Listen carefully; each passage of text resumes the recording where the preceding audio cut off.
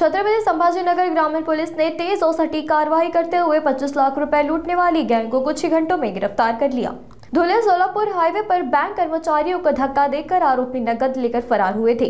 घटना गंभीर होती थी पर अपराधकारी शाखा ने तत्काल कार्रवाई करते हुए चारों आरोपियों को पकड़ लिया। पुलिस ने पूरी लूटी हुई नकदी उपयोग कर ली गई और साथ ही मोबाइल फोन सारा मुद्देमाल जब्त कर लिया। ग्रामीण पुलिस अधीक्षक विनय कुमार राठौर ने प्रेस कॉन्फ्रेंस में इस मामले की जानकारी दी।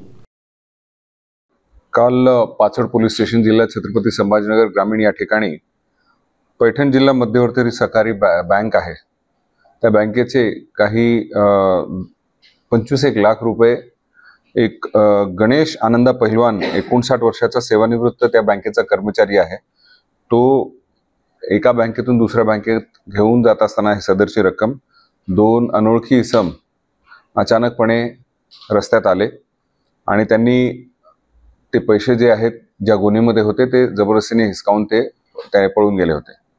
सदर बाबतचा गुन्हा पाचड पोलीस स्टेशनमध्ये तात्काळ गुन्हा दाखल करण्यात आला आणि एलसीबीचे श्री राजपूत व त्यांची पूर्ण टीम या ज्या गुन्ह्यामध्ये तपास करत असताना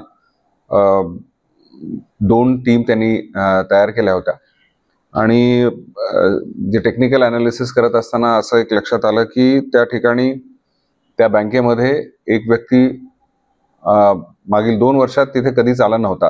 बँकेचे जे काही ट्रान्झॅक्शन झाले होते त्यामध्ये आणि नेमका ह्याच दिवशी तिथे आला। त्याचं घर ज्या ठिकाणी होतं त्याच्या जवळच या बँकेचे एक ब्रांच सुद्धा होतं।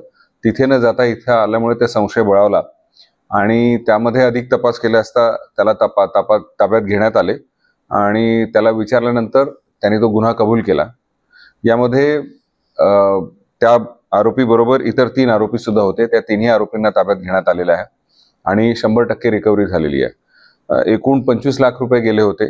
या गुन्ह्यामध्ये वापरलेली एक स्विफ्ट कार, 8 मोबाईल फोन असे एकूण 31,56,000चा मुद्देमाल आम्ही 100% रिकव्हर केलेला आहे।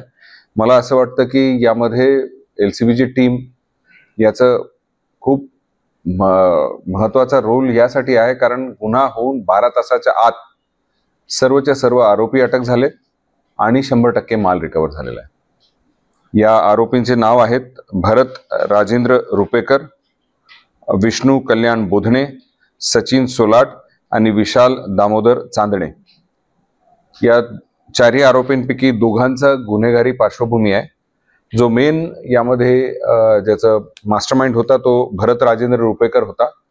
याच्यावर 2017 मध्ये 419, 420 प्रमाणे गुन्हा दाखल आहे, ज्यामध्ये पोलीस भरतीमध्ये डमी कॅन्डिडेट उभा करण्याच्या जे प्रयत्नात त्याच्यावर गुन्हा दाखल झाला होता। त्याचबरोबर सचिन सोलाट यावर दारूबंदी कायद्यान्वये गुन्हा दाखल आहे।